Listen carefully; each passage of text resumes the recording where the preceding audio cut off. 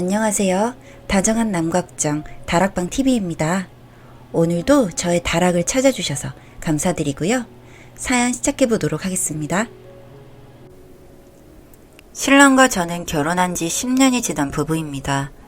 저희에게는 8살짜리 딸아이가 한 명 있어요. 저희 부부는 맞벌이를 하는데 저는 아이의 초등학교 앞에서 문구점을 하고 있습니다. 원래는 직장을 다니다가 원래 엄마가 운영하시던 문구점이기도 했고 제가 추억도 많아서 인수해서 운영한 지는 2년 정도 되었는데 마침 집 청약도 문구점 근처가 되다 보니 자연스럽게 출근길에 아이를 학교에 데려다주는 날이 많아졌어요. 저는 집도 직장도 다 근처인 거죠. 그래서 아이와 함께 있을 시간도 더 많기도 하고 애착이 있는 가게라서 제 생활에 만족을 하며 지내고 있었습니다. 특히 출근길에 아이와 함께 가는 시간이 저는 참 소중하더라고요.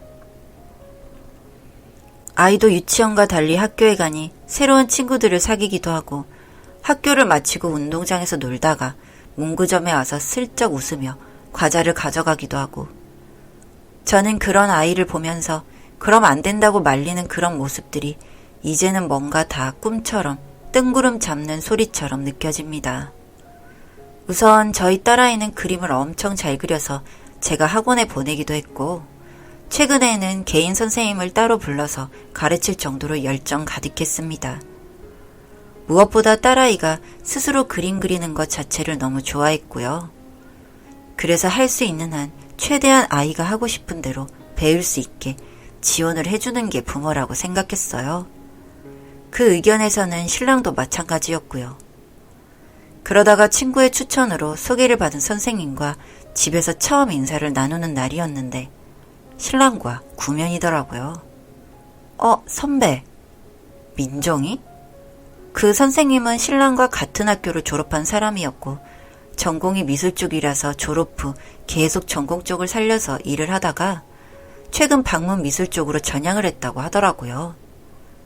신랑이랑 크게 친분이 있지는 않았지만 같은 봉사 동아리를 하면서 얼굴 정도는 아는 사이라고 했고 결혼도 했다고 했습니다. 그리고 아들이 있는데 내년에 저희 딸과 같은 학교를 다닐 것 같다고 하면서 엄청 사근사근하게 말을 했고 무엇보다 딸아이가 그 선생님을 좋아했습니다. 저는 미술 선생님이다 보니 아무래도 여자 선생님일 거란 생각은 했는데 그래도 신랑과 아는 사이라고 하니 한편으로는 다행이고 한편으로는 찝찝하기도 했습니다. 그렇게 아이는 미술 선생님께 반가운 미술을 배우기 시작했고 너무 재미있다며 기뻐하는 모습에 저도 함께 기뻤어요. 신랑은 처음에는 그래도 집에 다른 사람이 온다는 게 불편하다고 했지만 이내 적응을 한 건지 아이가 수업을 들을 때 먹을 수 있도록 과자를 준비해 두기도 했거든요. 그리고 몇 달이 지난 어느 주말 딸아이와 둘이서 집에 누워 있다가 딸아이가 그림을 그리고 싶다고 하면서 물감을 꺼내와서 도화지를 준비해 줬는데 딸아이가 종이가 아닌 제 팔에 그림을 그리기 시작했습니다. 아니야, 여기 종이에 그려야지. 아니야, 이거 이렇게 해도 되는 거야. 이런 건 집에서 하는 거 아니에요. 선생님이 이렇게 하는 거 봤어. 선생님이 몸에 그림 그리는 거 알려줬어? 저는 그 순간까지만 해도 바디 페인팅 그런 수업을 했다고 생각했어요. 아빠가 옷 다 벗고 누워있고 선생님이 그림 그려줬어. 선생님이 비밀 수업이랬어. 아빠가 옷을 다 벗고 누워있었다고? 응, 선생님이 어른들 수업이라고 멀리 방에서 보라고 했어. 엄마, 근데 그거 이상한 거 맞지? 아니야. 근데 그런 수업 또 한 적 있어? 아니, 그때뿐이야. 저는 아이의 입에서 신랑의 외도 사실을 알게 되었고 정말 마음이 아프게도 아이에게는 수업이 있다고 말을 할 수밖에 없었습니다. 이미 이상하다는 걸 알고 있는 아이에게 신랑의 외도까지 말할 수는 없었거든요. 그렇게 아이에게 내용을 듣고 나니 저는 화가 머리 끝까지 오르더라고요. 신랑이 주말이면 친구들과 모여서 축구를 자주 하길래 그날도 딸아이와 둘이 있었는데 하다 이제는 그 축구 취미가 정말 하는 건 맞는지조차 의심스러웠고 결국 저는 신랑의 차에 있는 블랙박스를 확인해 보기로 했습니다. 신랑의 블랙박스를 확인해보기 위해서 저는 신랑이 차키를 들고 지하 주차장에 내려가서 SD카드를 뽑고 빈 SD카드를 새로 넣어두었습니다. 저는 평소 걸어다니기 때문에 가족들과 어디를 나가거나 할 때 이외에는 차를 거의 타지 않았는데 갑자기 신랑의 차를 봐야겠다는 생각이 들었어요. 그래서 트렁크랑 수납함 등을 찾아보는데 트렁크 정리함 안쪽에서 작은 상자 하나를 발견했고 그 안에는 편지지가 여러 장 있었습니다. 그 편지 내용이 대학생 때 신랑이 그 여자에게 보낸 시시콜콜한 연애 편지가 있더라고요. 그때 알았어요. 그 두 사람이 가볍게 얼굴만 아는 사이가 아니라 예전부터 알아왔던 사이라는 거요. 그리고 확인한 블랙박스에는 아니나 다를까 주말마다 맛집이며 카페며 모텔을 다닌 모습들이 다 있었고요. 그리고 거기에서 저는 아주 충격적인 진실과 마주해야 했습니다. 그 여자가 키우고 있던 아들도 제 남편의 아이였습니다. 그렇게 제 딸을 키우고 있을 때 그 인간은 다른 여자와 애를 만들고 있었던 겁니다. 그러면서 그 여자는 그 아이를 혼자 키우고 있었던 거더라고요. 몇 년 전에 잠시 만났을 때 아이가 생겼고 그 아이를 혼자 낳아서 키우고 있었다며 울면서 고백하는 그 여자의 목소리가 선명하게 녹음되어 있는데 그 내용까지 들으니 눈물이 그냥 뚝뚝 떨어지고 우리 딸은 어쩌나 그런 생각이 들었습니다. 그리고 그 다음날 바로 변호사를 찾아갔습니다. 이렇게 살 수는 없다고 생각을 했으니까요. 그렇게 이혼 소송을 준비했고 저희는 이혼을 했습니다. 처음 신랑에게 이혼을 하자고 말을 했는데 신랑이 아무 말도 못하고 있더라고요. 그래서 블랙박스에 찍힌 모습 우연히 보게 되었다. 그리고 그 여자한테 당신 자식이 있다는 것까지 다 알게 되었다고 말을 하면서 솔직히 재산 요구를 했습니다. 어차피 소송으로 해도 그런 부분을 제 정신적 피해 보상비로 받을 생각이었고요. 신랑은 그 아이가 자신의 아이가 아니라며 말했고 저는 친자 확인서라도 떼달라고 했는데 신랑은 그렇게까지 해야 하냐면서 저에게 되려 화를 냈고 그 자리에서 저에게 손찌검까지 하더라고요. 종종 저를 때리거나 한 적도 있었지만 그날은 제 입에서 이혼을 한다는 말이 들어가지 않으면 때려 죽일 기세였고 그날은 이혼을 하지 않겠다고 했지만 결국은 이혼 소송을 통해서 저는 집과 아이를 키울 정도의 돈을 받아뒀습니다. 그렇게 딸아이에게는 미안하지만 저희 부부는 이혼을 하게 되었고 저는 그걸로 모든 게 끝이라고 생각했어요.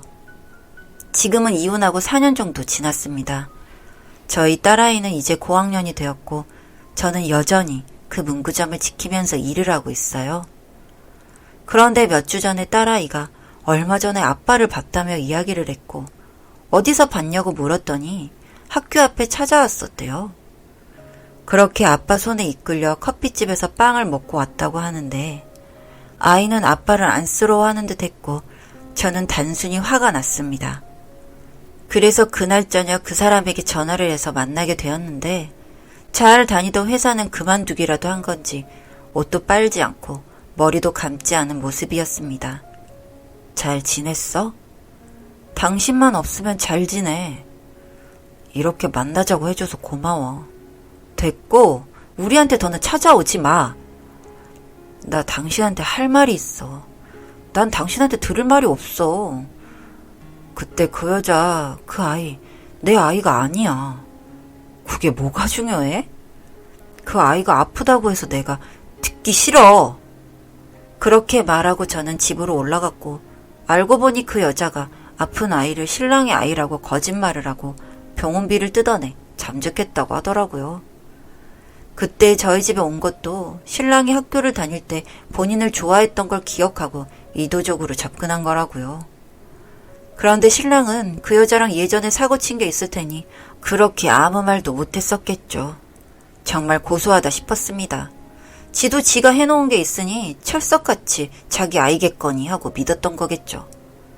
그리고 전 남편과 만나고 난 뒤에 지인에게 들은 얘기로 저와 이혼한 내용과 상간녀 이야기까지 해서 이런 내용들이 전부 회사 내로 퍼졌다고 합니다.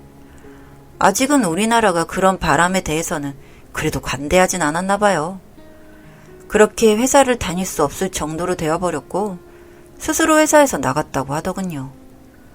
그리고 나서는 그 여자의 아이가 자신의 아이인 줄 알고 아픈 아이를 위해서 돈을 못 벌어다 주니 대출을 받아서 썼던 모양인데 그걸 순간 다 털어서 도망가 버리니까 회복이 불가능했던 것 같다고 했습니다. 일용직으로 일은 하고 있는 것 같긴 하지만 그것도 일이 많지가 않아서 말 그대로 노숙자 신세가 된 것 같다고요. 저와 제 딸은 그때 그 일 이후로 정신과에 가서 치료를 받을 정도로 힘들었습니다. 그런데 이제 와서 용선이 뭐니 하는 게 참 가증스럽고 구역질 난다는 생각뿐이었네요. 그 사람이 인생이 그렇게 쓰러져 가는 게 하나도 안타깝지가 않더군요. 그나마 다행인 건 그날 이후로 저희 앞에 모습을 보이지는 않는다는 점입니다. 그나마 일말의 양심이 있었던가 봐요. 딸아이도 신랑과 이혼을 한 걸 알기라도 하는 듯이 크면서도 한 번도 아빠 이야기를 꺼낸 적이 없네요. 이렇게 딸과 저는 잘 살아가 보려고 합니다. 앞으로 사는 동안 길을 가다가도 그 사람을 다시 보는 일은 없었으면 좋겠습니다.